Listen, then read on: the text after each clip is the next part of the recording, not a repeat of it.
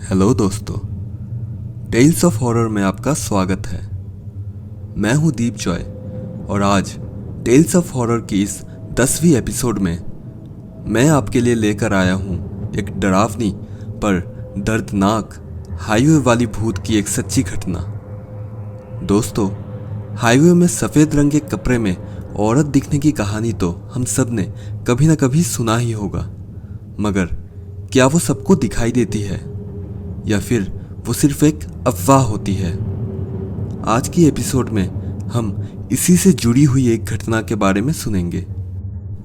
कहानी शुरू करने से पहले आपसे दरखास्त करता हूँ कि अगर आपने मेरे चैनल को अब तक सब्सक्राइब नहीं किया तो सब्सक्राइब कर दीजिए।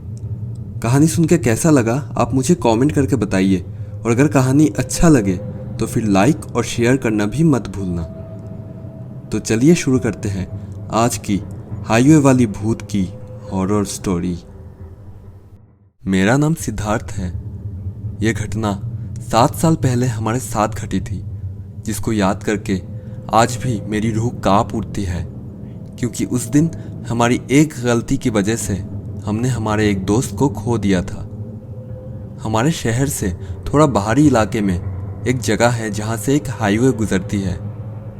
कहा जाता है कि एक सफ़ेद साड़ी पहनी हुई औरत की आत्मा उस रास्ते से गुजरती हुई गाड़ियों से लिफ्ट मांगती है। अगर लोग गाड़ी नहीं रोकते तो फिर वो उस गाड़ी के साथ साथ गाड़ी की ही रफ्तार से भागने लगती है, और अगर कोई गलती से रुक जाता है तो फिर वो तुरंत गायब हो जाती है और गाड़ी कुछ देर जाते ही उसका एक्सीडेंट करवा देती है। बहुत लोगों ने ही उस औरत को देखने का दावा किया है। कुछ लोग बोलते हैं कि वो ये सब करके लोगों को रास्ते से भटकाने की कोशिश करती है, तो कुछ लोग बोलते हैं कि वो एक्सीडेंट करवा के लोगों की जान लेना चाहती है। कुछ तो ये भी बोलते हैं कि वो किसी को जान से हानि नहीं पहुंचाती है। मुझे बचपन से ही भूतिया और डरावनी चीज़ों को लेकर एक अलग उत्तेजना होती थी। उस दिन से पहले मुझे कभी भूतिया या डरावना अनुभव नहीं हुआ था, मगर उस दिन जो हुआ मैं वो मरते दम तक नहीं भूल सकता। मैं, कबीर, शोभित और दानिश, हम 4 दोस्त मिलके प्लान बनाए थे कि हम किसी अमावस की रात को उस हाईवे पे जाकर देखेंगे कोई औरत दिखाई देती है कि नहीं। जबकि उस रास्ते के आसपास घना जंगल था, इसलिए हमने हमारे साथ 4 लकड़ी के डंडे भी लिए, ताकि अगर कोई लुटेरा या बदमाश से पंगा पड़ जाता है तो अपनी सुरक्षा के लिए वो काम आए। हमने कबीर के कार से जाने का प्लान बनाया। कबीर अपना गाड़ी लेकर हम तीनों को पिक किया।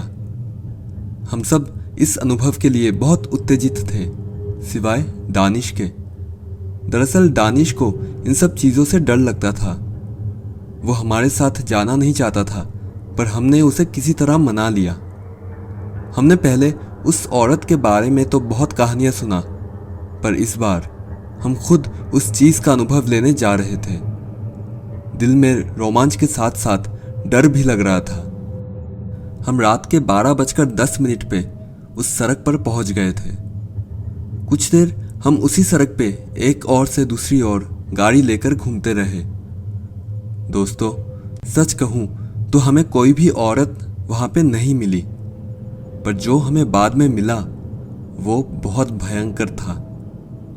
बहुत बार उस सड़क के दोनों ओर चक्कर लगाकर कुछ ना मिलने पर करीब रात के 1 बजे हमने तय किया कि हम उस सड़क के बगल वाले जंगल में उस भूत को ढूंढने जाएंगे। हमने सोचा कि आखिर इतनी रात को यहाँ पे कुछ अनुभव करने आए ही है, तो ठीक तरीके से सब जगह देख ही लेते हैं। हम चारों गाड़ी से उतरकर जंगल की ओर चलने लगे। हम तीनों को वो अनुभूति बहुत रोमांचक लग रहा था, पर दानिश को अंदर ही अंदर डर ने जैसे जकड़ के रखा था और वो अनकंफर्टेबल महसूस कर रहा था। वो वहाँ से वापस जाना चाहता था। उसने मेरी तरफ देखते हुए बोला, भाई यहाँ से चल यार, बहुत रात हो चुकी है, मुझे अच्छा महसूस नहीं हो रहा है। वैसे भी इतनी देर तक कुछ तो मिला नहीं, तो अब क्या ही ढूंढ रहा है। मैंने उसको बोला, दानिश तू इतना क्यों डरता है? चल तू एक काम कर, तू गाड़ी के अंदर जाके बैठ जा, हम कुछ ही देर में आते हैं, कोई प्रॉब्लम होने से कॉल कर लेना। फिर वो गुस्से में जंगल से निकलकर गाड़ी में चला गया और हमारे आने का इंतज़ार करने लगा। हम अपने फ़ोन का फ्लैशलाइट जलाकर आगे बढ़ते रहे। करीब 2 किलोमीटर आगे चलने के बाद हमें कुछ आवाज़ सुनाई दिया। ये कोई जानवर का आवाज़ जैसा था, कोई भेड़िया या सियार या कुत्ते का आवाज़ जैसा। हम तीनों कुछ सेकंड के लिए रुक गए और फिर से चलने लगे। बस कुछ ही दूर चलने के बाद शोभित ने सामने के एक पेड़ से दूसरे पेड़ पे किसी को कूदते हुए देखा। हमने भी पेड़ की टहनियों के हिलने की आवाज़ सुनी। उसने ज़ोर से चिल्लाया, अबे मैंने किसी को देखा है वहाँ उस पेड़ से कूदते हुए, शायद हमें यहाँ से चलना चाहिए।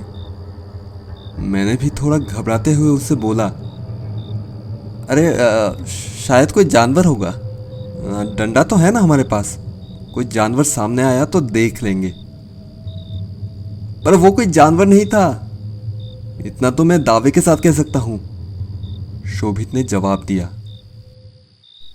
मैं और कबीर शोभित की बात से घबरा गए, क्योंकि हम में से सबसे बहादुर वो ही था जो इन सब चीज़ों से नहीं डरता था। उसका पहले भी बहुत भूतिया जगहों पे जाने का अनुभव है। जो भी हो, हम फिर से धीरे धीरे आगे बढ़ने लगे।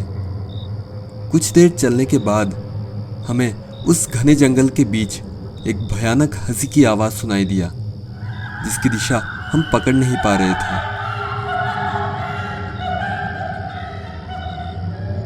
उस पल हम तीनों पूरी तरीके से भयभीत हो गए थे। हमारे रोंगटे खड़े हो गए।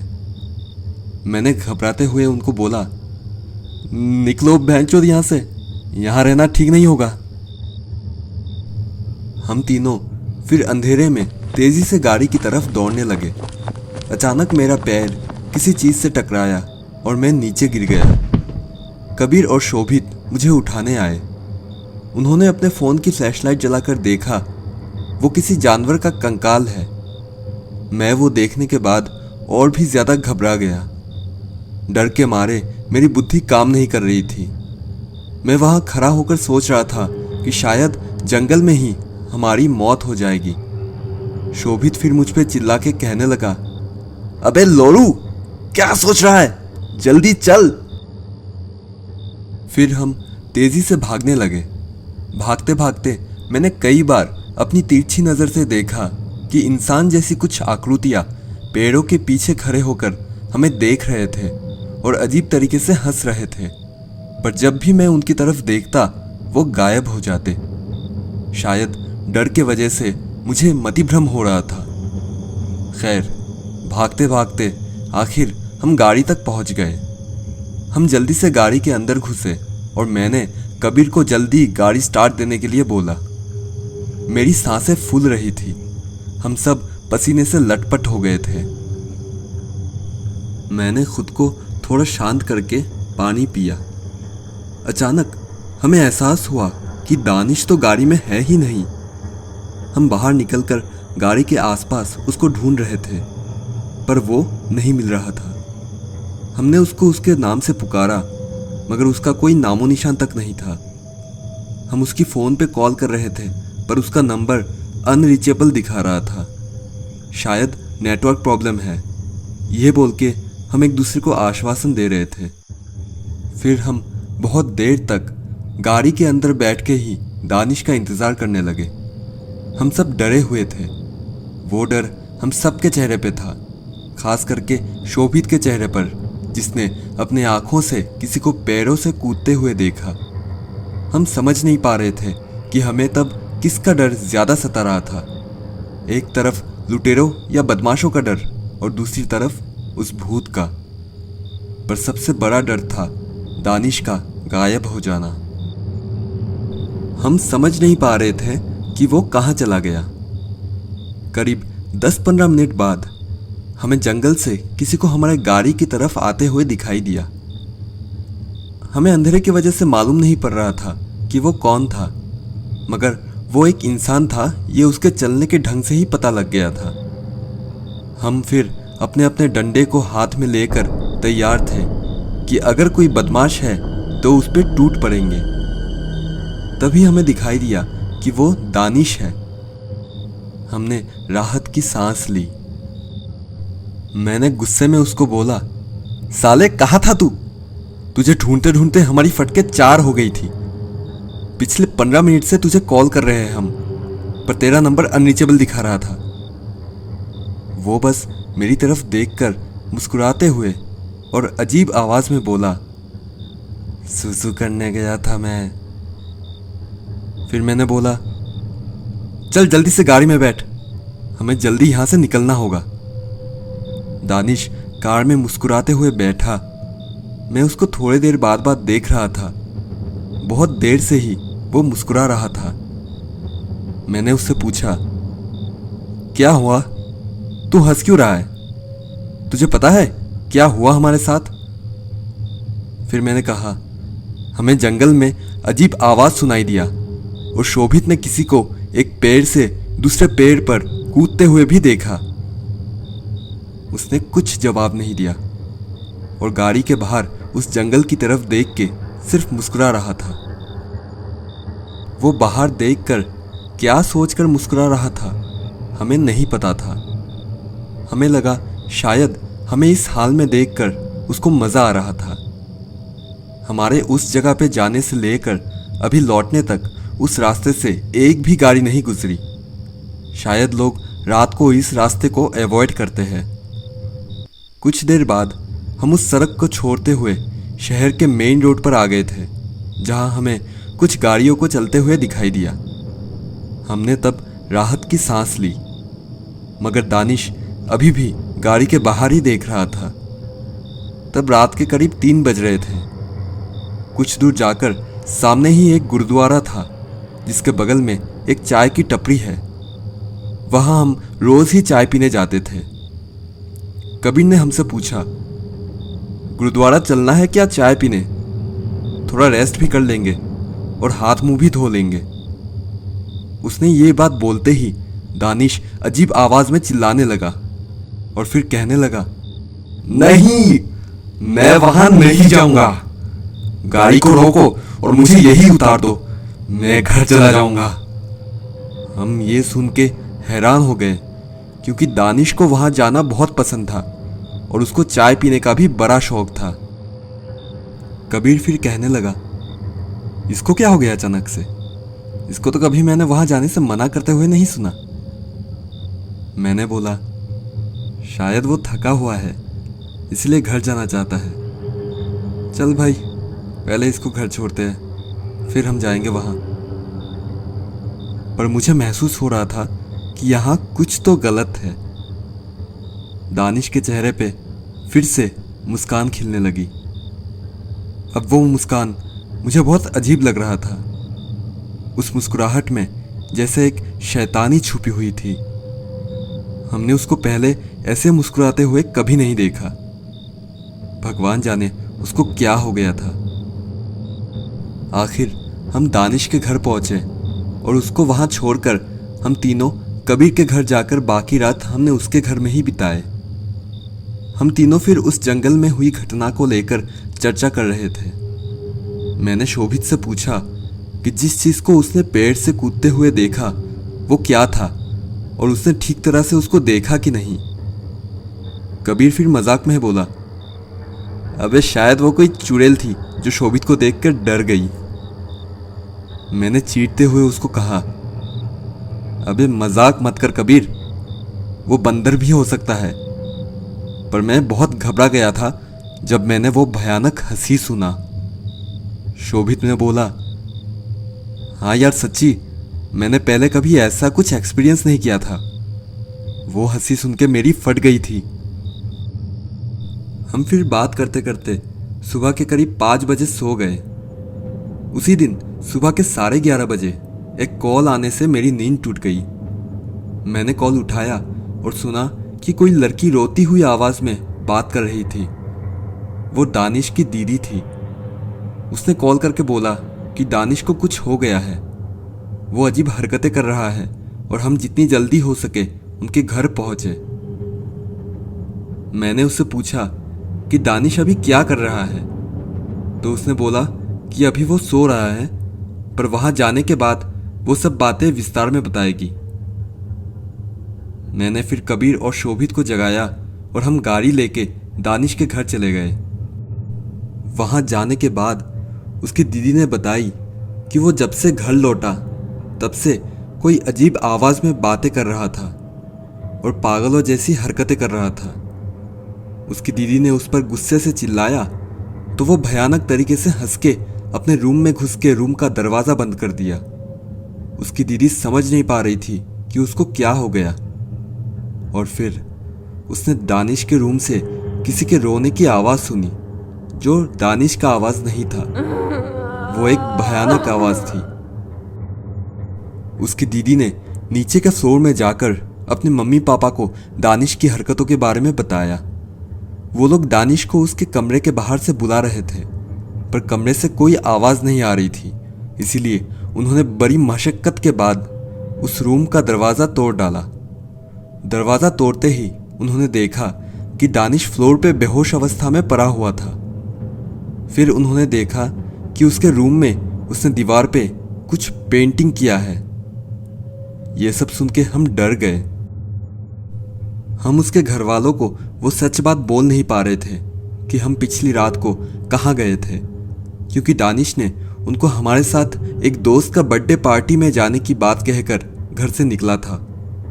उनको शक था कि दानिश ने कुछ नशा किया है, पर यहाँ मामला कुछ अलग ही था जो सिर्फ हमें पता था। हम फिर उसकी दीदी के साथ उसके कमरे में गए। उसके कमरे में घुसते ही मेरी नज़र उस पेंटिंग पर गिरी जो उसने पिछली रात को बनाया था। आपको बता दूं कि दानिश एक बहुत अच्छा पेंटर था, पर उस पेंटिंग को देखकर लग नहीं रहा था कि यह दानिश के हाथों का बनाया हुआ है, क्योंकि वो बहुत गंदे तरीके से बनाया हुआ था। जो भी हो, दानिश की उस पेंटिंग को देखकर हमारे होश उड़ गए। थोड़ी देर के लिए हम चुप हो गए थे। दानिश की दीदी भी उलझे हुए तरीके से हमारी ओर देख रही थी। उस पेंटिंग में हमने देखा कि एक गाड़ी सड़क से जा रही है और एक औरत उस गाड़ी के साथ साथ दौड़ रही है। उस पेंटिंग को देख मेरे रोंगटे खड़े हो गए। मैं सोच रहा था कि क्या सिर्फ दानिश को ही वो औरत दिखाई दिया? क्या उसी का भूत दानिश पे चढ़ गया, जिसके वजह से दानिश रात से ही अजीब हरकतें कर रहा है? हमने फिर दानिश को देखा। वो बिस्तर पे सो रहा था। उसकी हालत देख ऐसा लग रहा था कि जैसे वो बहुत दिनों से बीमार है। एक रात में ही उसका तबीयत बहुत ज़्यादा बिगड़ गया था। उसकी दीदी ने हमें बताया कि वो लोग उसको किसी अच्छे डॉक्टर के पास ले जाने की सोच रहे हैं। हमने भी उनसे सहमति जताई, जबकि हमें मालूम था कि इस मामले में कोई डॉक्टर से काम नहीं होने वाला है। हम तीनों फिर वहां से निकलकर आपस में चर्चा करने लगे कि दानिश को कैसे ठीक किया जाए। शोभित ने बोला कि उसके जान पहचान का कोई बाबा जी है जो शायद ये ठीक कर पाएंगे, पर कबीर इस बात से सहमत नहीं था। क्योंकि दानिश थोड़ा डरपोक किस्म का इंसान था, इसीलिए कबीर को लगा कि दानिश पिछली रात को कुछ देर अकेले उस सुनसान जगह में रहने के बाद उसके दिमाग में डर बैठने के कारण वो ये सब सोचकर मानसिक संतुलन खो बैठा और बीमार पड़ गया। शायद इसीलिए वो गाड़ी के बाहर देख उस भूत की कल्पना कर रहा था और कुछ ऐसा ही पेंटिंग अपने रूम के दीवार पे बना दिया। मगर मैं और शोभित इस बात से सहमत नहीं थे। हम में फिर इस बारे में चर्चा करते करते बहस शुरू हो गई थी, जिसके बाद आखिर हमने एक फैसला लिया। हमने तय किया कि कुछ दिन देख लेते हैं। अगर डॉक्टर दिखाकर उसकी हालत में कोई सुधार नहीं दिखा तो बाबा जी का सहारा ले लेंगे। लेकिन हमें क्या मालूम था कि वो फैसला हमारी जिंदगी का सबसे गलत फैसला होगा। शायद इसके लिए हम तीनों ही अपने आप को कभी माफ नहीं कर पाएंगे। हम दानिश की दीदी से उसकी तबीयत के बारे में कुछ दिन तक खबर लेते रहे। उनसे सुना कि धीरे धीरे उसकी तबीयत में कुछ सुधार दिखने लगा, पर वो रात को तब भी अजीब हरकतें करता ही रहता था। हमने उससे फ़ोन पे कुछ दिन बात करके उसका हालचाल पूछा, पर वो बहुत कम ही बात करता था। बस हम जो पूछते थे उसी का जवाब देता था। शायद तबीयत खराब होने और तब मानसिक स्थिति ठीक ना होने की वजह से वो ज़्यादा बात नहीं करना चाहता था। हमने फिर सोचा कि अगले वीकेंड पे उससे मिलने जाएंगे और उसकी हालत देखेंगे, पर तकदीर को शायद यह मंजूर नहीं था। ठीक 6 दिन बाद मैंने एक सपना देखा कि हम चारों दोस्त कहीं घूमने गए। वहाँ पे एक रास्ते से चलते चलते दानिश एक बड़ा सा गड्ढा में गिर जाता है और चिल्लाकर नीचे गहराई में कहीं समा जाता है। हम उसको बचा ही नहीं पाते हैं। बस उसी पल मुझे एक कॉल आता है जिससे मेरी नींद टूट जाती है। वो कॉल शोभित का था। कॉल उठाते ही उसने घबराहट से भरी और टूटती हुई आवाज में बोला, सिड भाई, दानिश चला गया। हम सबको छोड़ के वो चला गया। वो मर गया। तू जल्दी आ जा, हम उसके घर चलते हैं। ये बोलते ही वो फूट फूट के रोने लगा। मेरे जैसे पैरों तले जमीन खिसक गई। मुझे ऐसा लग रहा था कि मानो बहुत सारी चीजों का भार एक साथ मेरे सर पर आ गिरा। जो मैं सुन रहा था मैं वो विश्वास नहीं कर पा रहा था। मैं सोचने लगा कि ये कोई सपना तो नहीं है। थोड़ी देर तक मैं कुछ समझ नहीं पाया। मैंने फोन साइड में रखा और फूट फूट कर रोने लगा। कुछ देर बाद मैं शांत हुआ, अपना बाइक निकाला और दानिश के घर पहुंच गया। वहां जाके जो नज़ारा देखा मैं शब्दों में वो बयान नहीं कर पाऊंगा। उसकी मम्मी, पापा, दीदी और बाकी रिश्तेदार जोर जोर से रो रहे थे। कबीर और शोभित मेरे से पहले ही वहां पहुंच गए थे और वो लोग एक कोने में खड़े होकर आंसू बहा रहे थे। मैं उनके साथ जाकर खड़ा हो गया। मुझे बार बार सुबह का सपना याद आ रहा था। मैं भी अपने आंसू रोक नहीं पा रहा था। फिर उसके एक दूर के रिश्तेदार से सुना कि दानिश की तबीयत पिछली रात से अचानक से बिगड़ने लगा। उसने उस रात खाना खाने के बाद 2 बार उल्टी किया था और सुबह आखिरी बार उल्टी करके उसने दम तोड़ दिया। मैं अंदर ही अंदर खुद को कोसता रहा कि काश उस दिन उसके घर वालों को सच सच बता देता कि हम कहाँ गए थे। काश हम उस दिन वो फैसला ना लेके बाबा जी के पास ही उसको ले जाते। मगर अब तो बहुत देर हो चुकी थी। सब खत्म हो गया। हम अब 4 से 3 दोस्त हो गए। कबीर इसके लिए खुद को दोषी ठहरा रहा था, पर यहाँ गलती हम सबकी थी। हमारा उस रात को उस जगह पे जाना सबसे बड़ी गलती थी। भगवान दानिश की आत्मा को शांति दे। इससे एक सीख तो हमें जरूर मिल गई कि भूतों की एक अलग दुनिया होती है जहां हमारा घुसना हमारे लिए जानलेवा हो सकता है। उनकी अस्तित्व को चुनौती देके उनकी दुनिया में घुसकर छेड़छाड़ करने का परिणाम हमारे या हमारे अपनों के लिए बहुत ही भयानक हो सकता है।